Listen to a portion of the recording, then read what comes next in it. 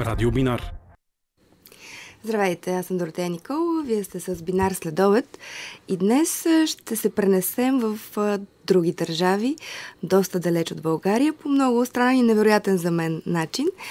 Тук в нашето студио на гости са ни представители на Международната студентска организация AIESEC, най-голямата международна студентска организация, за да ни разкажат за един много интересен проект "Светът като детска площадка", в който студенти от различни държави гостуват на приятелите си далеч от родината си, за да представят културата на малките деца.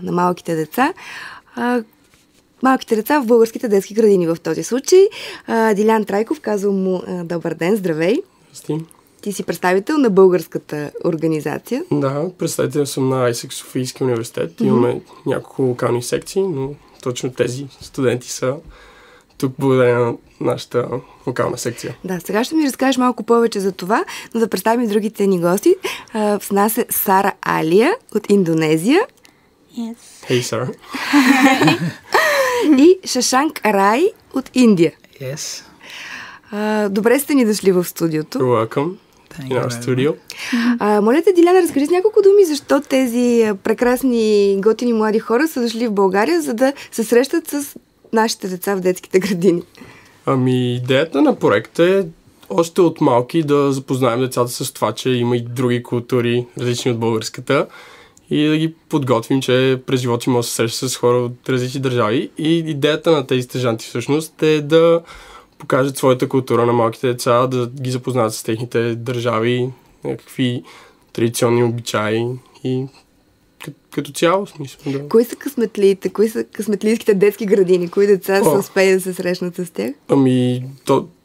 Аз не съм толкова навътре на нещата, но имаме цели, мисля, че 10 градини, в които едновременно частни и държавни. В София, да, в София. Из цяла София са разпръснати и да, в смисъл. Добре, Сара, какво учиш ти в родината си и защо реши да дойдеш тук в България? What do you study in your country and what made you come here in Bulgaria?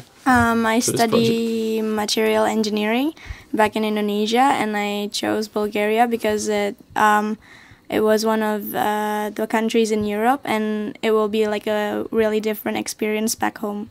Окей, учи инженерство в Индонезия и избрала България, защото е една хубава европейска държава и този престой тук наистина би разширил хоризонтите. Престой от 6 седмици ми каза предварителния разговор тук в България. Вече 4 са тук се случили. Да. Женска професия ли е инженерството? Защото тук в България малко жени учат за такава специалност. Как и в Индонезия? Okay, you said engineering. I don't know if I translated it right, but is it a feminine profession? No, actually it's not. But it's like a really, really cool thing to study for me. And it's we only have like a quarter girls. Не е най-женската професия, но на нея е много интересно да учи това и всъщност единствено една четвърт от студентите в нейната професия са момичета. Но на нея очевидно е много интересно да учи това. Успех! Good luck in your study. Шашанк?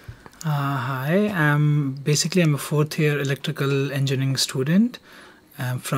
I study in America, and I chose United States? Yes.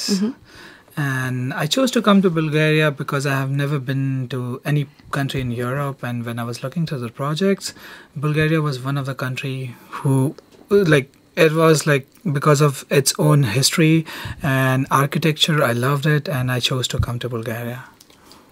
Той е електроинженер, учи в Америка, четвърта година, fourth year, right? Yeah. Четвърта година, избра България заради това, че се впечатли от нашата история, от архитектурата на България и като цяло България му се стори много хубава дестинация. Добре, какво представяте на децата в детските градини? Ще бъде интересно и за нас малко по-големите, защото много малко знаем всъщност за традициите в родината ви. Yeah, what actually do you do in the kindergarten? I mean, what do you show kids? For me, I teach English at first, and after that, the teacher allows me to incorporate the things that I bring from my country, and I show the kids like dances and puppets and connecting with the thing that the kindergarten is having, the topic. Значи най-вече първоначално явно ги е научил малко на английски, за да имат идея какво им казва. След което е почнала вече с малко игри, с кукли, специални индонезийски кукли, които аз видях и са много готини. Какво представляват? Просто, в смисъл, не знам как да го обясня. Ще попитам нея, добре. Да, после. И малко по малко, нали, се опитва да се вмести и с плана на детската градина, но... И с индонезийски танци чух. Танци избрах, да, танци също, което те са много интересни, но точно тук няма как да ни покаже. Какъв тип танци ти може да ги танцуваш? Защо? Защото всички ги танцувате в Индонезия, или? What kind of dances? I mean, only you know it, or is it traditional and everyone in Indonesia knows those dances?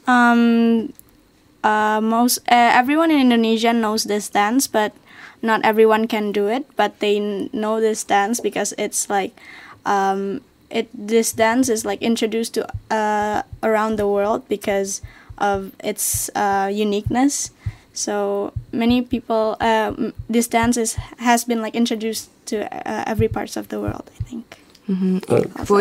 Общо взето всички знаят тези танци, не само в Индонезия, по света, защото те са уникални, но не всеки може да ги танцува. Тя явно е една от малкото. А какво представляват куклите? And tell us about the dolls. I mean, the dolls are shadow puppets, shadow dolls, and they are used to tell the stories about the past to children and also for tourist attractions.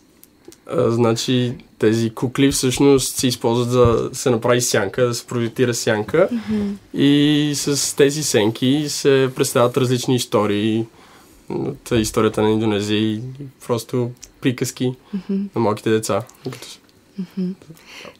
Шашанк, кое е това от вашата култура, което ти първо показваш на децата? What's the first thing about your culture that you showed the children? I basically taught them like what I basically do in the morning when I get up, because in India there's a tradition of touching your parents' feet. Yeah. And that's basically means you are trying to get the blessing from them. So in the morning, most people when they get up in the morning, they go to their parents' room and touch their parents' feet.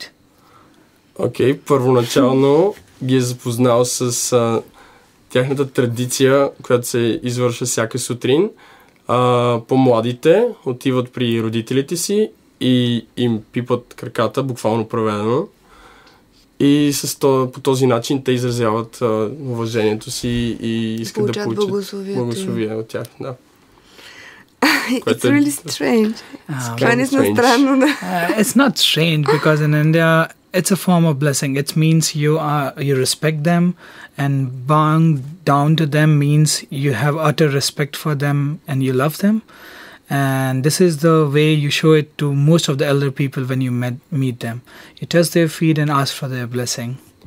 Не е чак толкова странно, поне не за тях, понеже това е начин те наистина да искат тях, да покажат своето уважение към тях.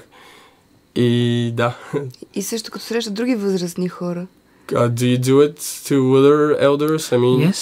Not only your parents. Yeah. Whenever like we meet someone from like if I'm going home and I'm meeting someone I haven't met for like 1 month or something, so I just touch their feet because they are elder and just for respect we do it. Значи не само родителите, но и всички по-възрастни, към които те искат да покажат уважение. Наистина много интересно. Really interesting. Какво друго? Разбрах, че готвиш на децата. What else? We heard you cook. Yes. I cooked one of the most common recipe in India called dal. Направим най-популярната индийска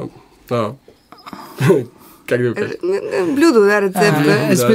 Lentils. Called dal? Dal. Dal се нарича. And it's basically this is the most common food cooked all across India because this is something really attach a son to their mom, because when a child is very small, the first thing starts feeding after the milk is dal only, because this is like very, very good for a small kid also. And most household in India prepare dal every day. Значи, прави се много често ежедневно и е най-разпространеното блюдо из Индия. И всъщност това е първото нещо, което децата всъщност ядат след майчиното мляко. И се готви почти всеки ден. А какво представлява? What is it? I mean, what do you put in? It's a lentil. Lentil? Yeah. No idea what it is. Lentil, salt, turmeric and water. Това е интересно, защото... Няма да можем да го преведем. Може би долу в материала ще ви пуснем рецептата, да знаете, ще я откриете след малко. We're gonna ask you for the recipe. I mean, you have to show us through Google, actually. Прииска ми се да съм в детската градина, докато правите тези неща. Наистина, къде в София има детски градини с печки, да се приготвя? You really have an oven in your kindergarten? Yes. They have a small stove, so I cooked on that. And I'm planning to cook something else for the teachers. And that basically Indian fried rice and potato curry. Значи, наистина има явно печки и в смисъл той доста се възползва от това, като им готви картофи. What else did you say? Fries and... fried rice. И ориз с curry. And potato curry. Potato curry. Yeah. И картофи с къри. Да. Много ли люто ще изготви? Is it really spicy? It depends. I can make it really spicy. I can make it less spicy. Зависи от това. Какво е това много люто нещо, което слагаш? What's the really spicy thing you put in? Chili. And spices. Like they're like in India there are like more than 50 spices. So you basically have to choose the combination of spices for the particular dish. So you can increase or reduce the level of chilliness or spiciness in the food. В Индия явно има доста подправки, над 50 броя, и е много важно комбинацията, в която те ще се комбинират, за да може или да е по-люто или по-сладичко, зависи. Сара, къде се учите да правите тези кукли, да правите този спектакъл с кукли оценки? Do you teach? Does anybody teach you how to do the thing with the dolls, or? The dolls is actually just for show and tell, and I didn't have no one taught me before, and the thing that I do is the music behind the doll back home, but I didn't bring the musical thing because it's so big. Okay. Тя вече се занимава с озвучението на тези ритуали с кукли, но всъщност никой не е научил, просто явно това е нещо, което идва отвътре. Добре, много интересно. Ще ни разкажете ли така накрая как се чувствате в България? Шашанк, как се чувстваш в България? Намираш ли си нещо вкусно и в нашите заведения, при положение, че не ядем толкова люто? И не знам, какво пиеш тук в България? How do you feel in Bulgaria, and do you find the proper food that's spicy enough for you and the proper drinks? I love Bulgaria. I love Sofia.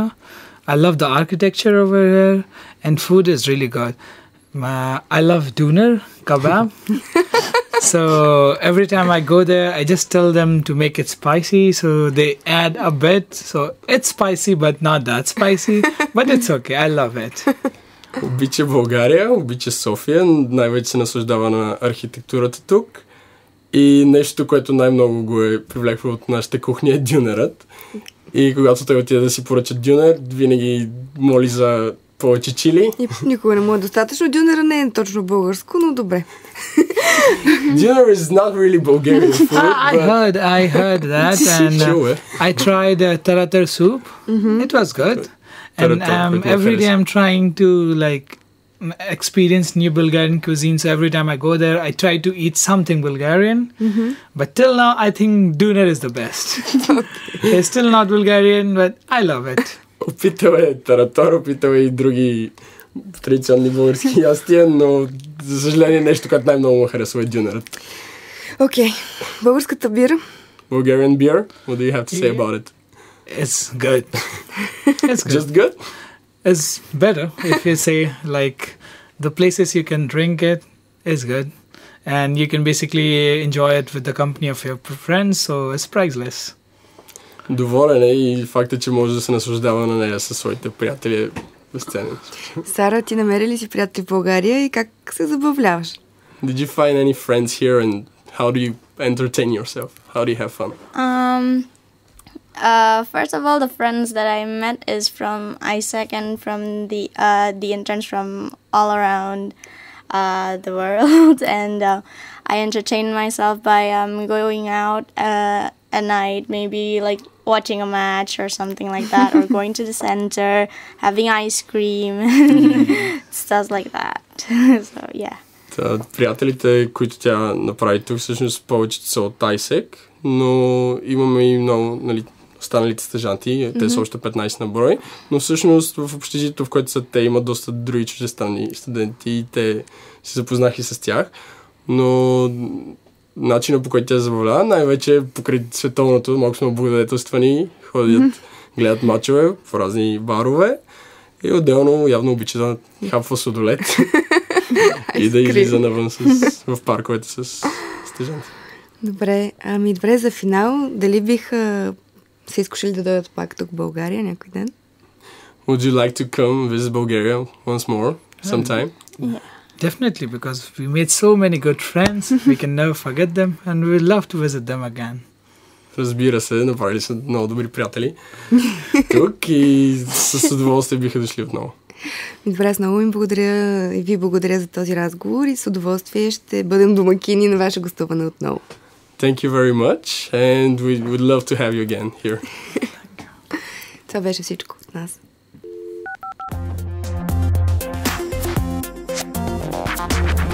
Радио Бинар.